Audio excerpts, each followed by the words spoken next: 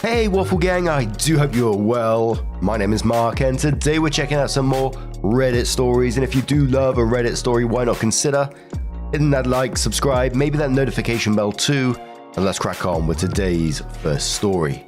Much love guys. Now, today's first story comes from AnySwimming2309 from a new subreddit for us, r/what should I do? And it says, my 37 female boyfriend, 40, uninvited me to Christmas, but wants me to leave expensive gifts. If you look at my post history, I escaped a violent male a while ago and got back with an ex who was cold, but at least not violent. But is lazy and passive, and there was too much family drama. He has 2 kids, 8 and 10. Now I'm back in the drama. He also never told me he loved me, but that is beside the point. His kid's mum has always been awful to me, and he never stands up for me. We broke up when she screamed at me when I came with him to pick up the kids, threw me out, and he didn't say anything. It was literally my first interaction with this woman. There is no history that I know of. I don't recall ever meeting this woman. 39 female, before I dated Phil, and to my knowledge, I have no friends in common with her except my hairstylist, who is a nice woman. She honestly freaked me out, coming at me screaming at our first meeting. They have been divorced 7 years, so it's not like it's new. Anyway, we're back together, and initially I was invited to Christmas dinner. I grew up in a cult and have no family since my disabled mother died. He knows this. Now, birth mother is insisting that he cannot see the kids at all if I am there, so he asked that I find something else to do on Christmas. Well, we only recently got back together. We were together for a year before that, but again, no, I love you, and I felt more like a friend to him. Sometimes I wondered if he's gay and I was his beard. He doesn't drive, so asked me to take him to the mall to shop for gifts. I bought expensive gifts for the kids. He wants me to take him grocery shopping and leave the gifts for the kids, and leave my dog so they can play with her, but then go away until they are gone. I have a friend who kindly invited me, so we're going to hang out, and he says I'm being dramatic and selfish when I tell him I'm just going to get my money back for the gifts. Should I return the gifts or not? You should absolutely not be in this relationship. Is this even a relationship from the way you described it? The absolute audacity for asking you to drop off expensive gifts, leave your dogs for the kids' entertainment, and then make yourself scarce. He wants all the benefits of you being in his life, like driving him around, buying gifts, all that other stuff, or keeping you hidden away when it's inconvenient. And quite frankly, it sounds like you yourself have been through a lot, OP, and would benefit from talking to some professional about it, because it just feels like the bar is low on this.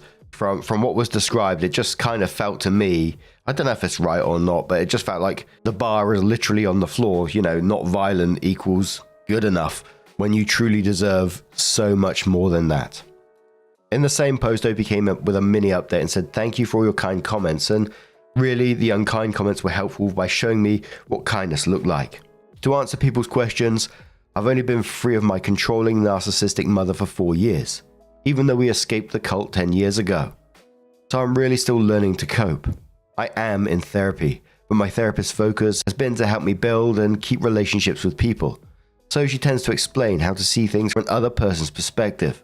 Her suggestion was that I can leave, but also maybe have empathy for Phil's lack of EQ and grow a thicker skin. I might need a better therapist. I was raised to believe that I am worthless and don't deserve kindness. It's taken 3 years of therapy just to have the confidence to make friends and date at all. I told Phil that I'm taking the gifts back, and he's been begging me to give him another chance. I'm working on the strength to walk away. So in the comments, the first one said, for goodness sake, you're not ready to be in a relationship. You need time to respect yourself. Another commenter says, please break up with Phil.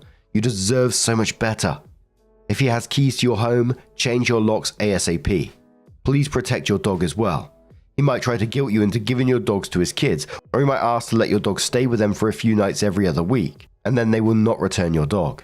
And if he has keys to your place, he might try to dog nap your dog. He has nerve to ask you to send your dog over for Christmas, but not allowing to stay. It's absurd, but not allowing you to stay. It's absurd, disrespectful, and downright cruel. Return all Christmas gifts. He's using you as an ATM. He's going to take all the credit for gifts you bought. He's not going to gift his kids anything. He's depending on you and your generosity and thoughtfulness.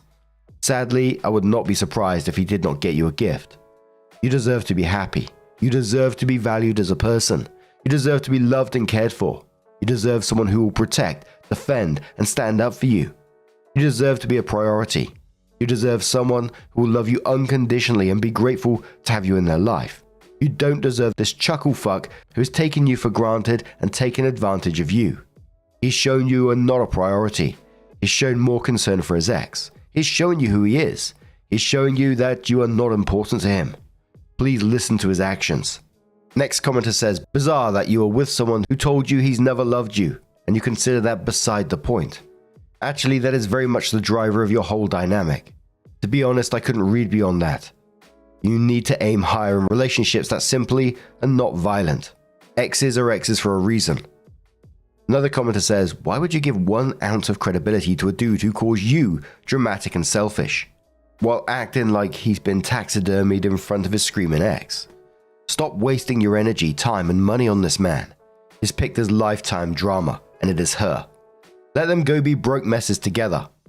I bet you $1 million that if you cut this dude off and spent that same care and money on yourself instead, you would feel amazing, and your self-esteem would skyrocket. So, sometime later, OP comes in with her update and says, I was shocked at how everyone said boyfriend is wrong. I really thought most people would be team birth mother and tell me I'm awful for not cooperating with being asked to leave expensive gifts and my dog for my boyfriend's kids on Christmas. But leave the house, as I'm not allowed. Because that is what most of my friends, okay, I have 5 friends, told me. They told me relationships are work and compromise and that birth mother and babies must always come first. Even suggested I help cook dinner for them. Most of my friends are actually my late mum's friends, women over 60. I started therapy when I was cripplingly shy, and to defend my therapist, it's only thanks to her that I stopped sitting alone in my house, totally isolated and learning to connect with other people. While I appreciate the suggestion to be alone for a while, I've been super isolated most of my life, and dating again was actually huge progress for me that we worked on for months. I told my therapist that Phil crossed the line and I don't want to save relationships with him or my friends. I want to improve my self-esteem. Her emphasis has always been on avoiding isolation at all costs and learning to endure other people's imperfections. She agreed that this Christmas incident was really bad. I am still processing all this. I'm surrounded by people who encourage me to be a doormat and I'm still shocked at what others thought. I really thought Phil and birth mother were right, and 48 hours is not enough time to process that maybe my whole worldview is totally messed up. I went to my friend's, Mary's house and realized that she's maybe my only real friend. She didn't judge, told me Phil is nuts, and we had a great time with her family. I left my dog with a neighbor since her oldest is non-verbal and can be unsafe with animals. I sent him a Venmo request for the money I spent on gas and gifts, and he paid it. Phil threw birth mother out at 2 p.m. and begged me to come home. I got my dog back from the neighbor, took out the cheapest gifts, and he made his kids thank me and play with the presents, which felt very awkward as he tried to beg them to engage with me while they were on their phones. We hung out with his kids though for an hour. Birth mother came back and refused to get out of her car. Phil is now telling me he loves me, wants to marry me, etc. I don't know what to do. I've been reading non-stop on narcissistic abuse these past few days. I am seeing that Phil is just like my mum, and that this is maybe what she did, hoovering. But again, I'm fighting to stop being totally isolated, which I did for years after leaving the cult. Had no friends, never dated. It's laughable the number of people have accused me of desperately needing a man. Phil is my first boyfriend, and we met when I was a 31-year-old virgin with no friends. So yes, being alone is grand, but I've been alone all my life and fought hard to stop wanting to be alone. Learning to talk to people outside of work topics, have social skills, etc. has been a huge battle. I'm not autistic, but I read that way because after age 7, I was the only kid left in our cult/commune and I have no social skills and prefer to be alone to an unhealthy degree. I don't know what to do. Maybe Phil grew a spine. Maybe it's hoovering. I'm standing up to him though and looking at finding new friends and hanging more with Mary, who said I'm always welcome at her house. And we have another update in a moment, but top commenter on that one said, yeah, relationships are all about compromise, but when the compromise is all on your side, it's just not worth it. Now your boyfriend is love bombing you. Take a step back, then take an even bigger step back from this guy. You deserve better than him. Another commenter says, there is a huge difference between isolating and being alone. You can be alone and still engage with the world. None of these people love you. They're using you. They think they can manipulate you, and they are right because you're operating from a place of being conditioned to trust people and ignore red flags. Right now, honestly, it sounds like you need to live alone, engage in a variety of light-hearted activities that allow you to be around people without huge emotions attached. Art classes, acting classes, a D&D group, etc. Journal a lot. Work on developing a master plan for your life. Then start to implement those changes. It's lovely to be in a relationship, but I heard a therapist say, you need to clean house before introducing new furniture into it. You can't put the couch where you want it until you clean the shit off the floor. Clean house first mentality and spiritually, and then work on recognizing healthy relationship dynamics. Your life on its own without other complications attached has value and takes priority, especially when escaping your background. Take some time to explore the world and figure out what you want, and I guarantee it'll be much harder to let yourself put up with this sort of treatment. Another commenter says, have you considered looking into local clubs and hobbies? Painting class, kickboxing, book club. You don't need to keep him. He's a bad boyfriend and dog owner. Another commenter says, hang with Mary. Have her introduce you to her friends and family. She clearly comes from good people. Ask her to help you find groups where you can meet people, book clubs, gaming groups, take an evening college. Different universities call it different things, class or two. There are classes that the campus hosts. Someone decides they want to teach how to can and preserve food, or how to write poetry, or how to do a ballroom dance, or general car maintenance or computer use, and they offer a class. Usually it's only about $40 to $100, and it's several weeks at an hour or so a week. I did ballroom dance and loved it. Speak with Mary and her group and ask them to help you find social connections. I wish you the best. This is just another reason to put in the I hate cults list. You made it out, you're making it, you're growing and developing confidence, and you will get there.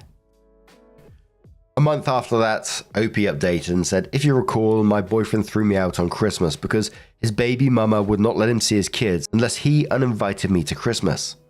He expected me to leave behind the expensive gifts I bought his kids, take him grocery shopping. He can't drive for medical reasons and leave my dog with them to play with. I have a history of social isolation, abuse, and have one friend my own age, so I had no one to tell me how bad this was, and no other social outlets. Phil arranged a small Christmas gift opening for me, him and his kids. He finally told me he loved me and wants to marry me. He then offered to let me move in with him, but then hit me up to buy a sofa. A few days later, I was out of gas. He got out to pump the gas, but asked for my credit card.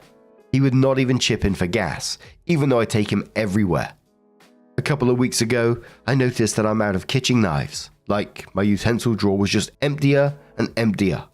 I have a cleaning lady and figured maybe she put them someplace weird, because she's spaced out. She's sweet but more ADHD than I am, which is a lot. They were in Phil's utensil drawer. He's been stealing utensils from me. For some reason, this was it. Today, I blocked him. Then OP added a little update to that same post and said I confronted Phil about the knives when I returned his stuff.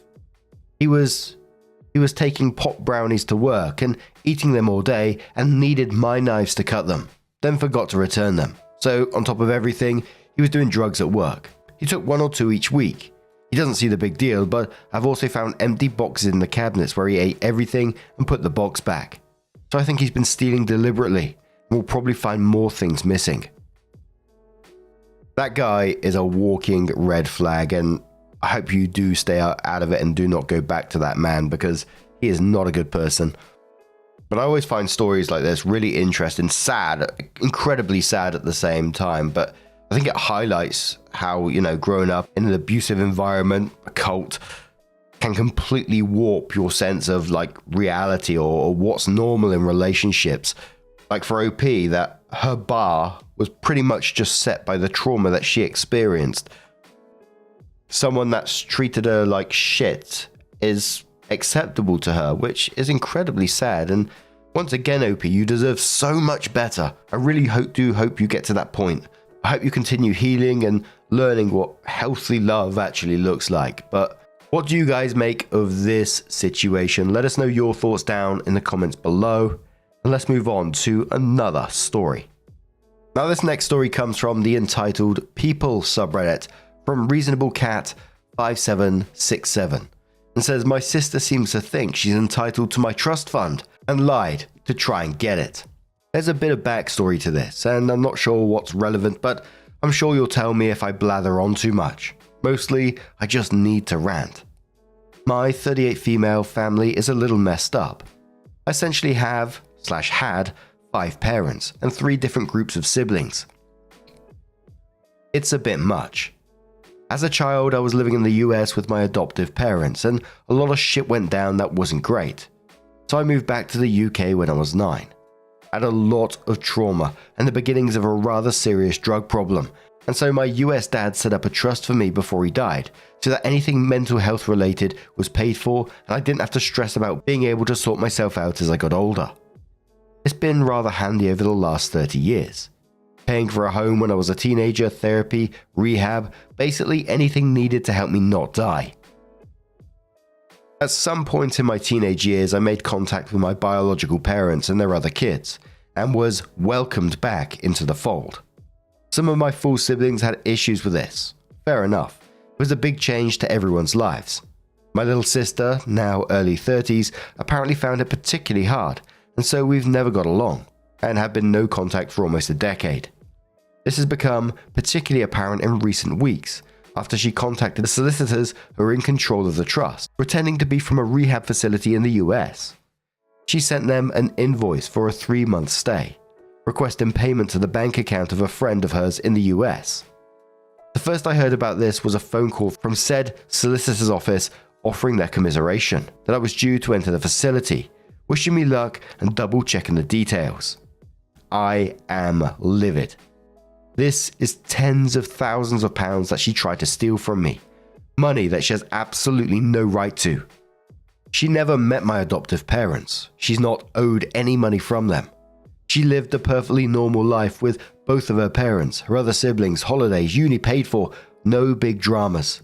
And she thinks she can just take from me because she wants to buy a house and thinks I should help her out because I ruined her childhood.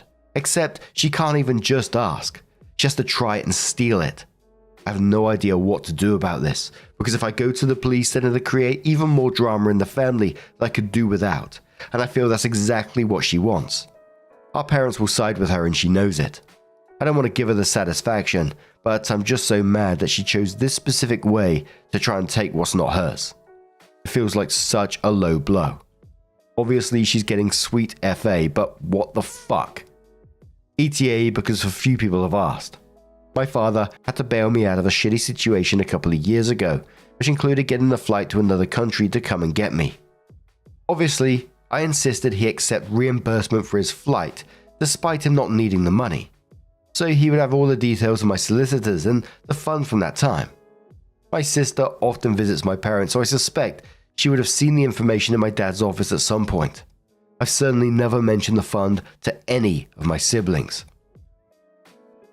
And I'll just give you an overview of the comments because they were all pretty much, getting in contact with the authorities over this, the police, solicitors, whoever. Because if she's willing to do that, she's willing to go further if she needs to. One of the commenters said, if you don't want any of the extra drama, just play dumb. Just say, oh, someone's trying to access my accounts, or you have no idea who it is, so you just got in contact with the authorities to chase this down. And, when it turns out to be sister, oh shit, you didn't know.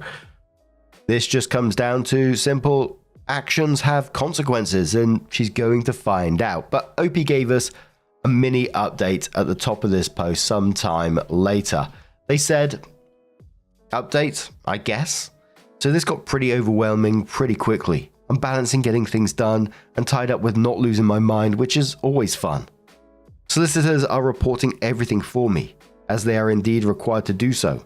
Turns out I'd misunderstood and thought I had to get involved, but no, it's all on them.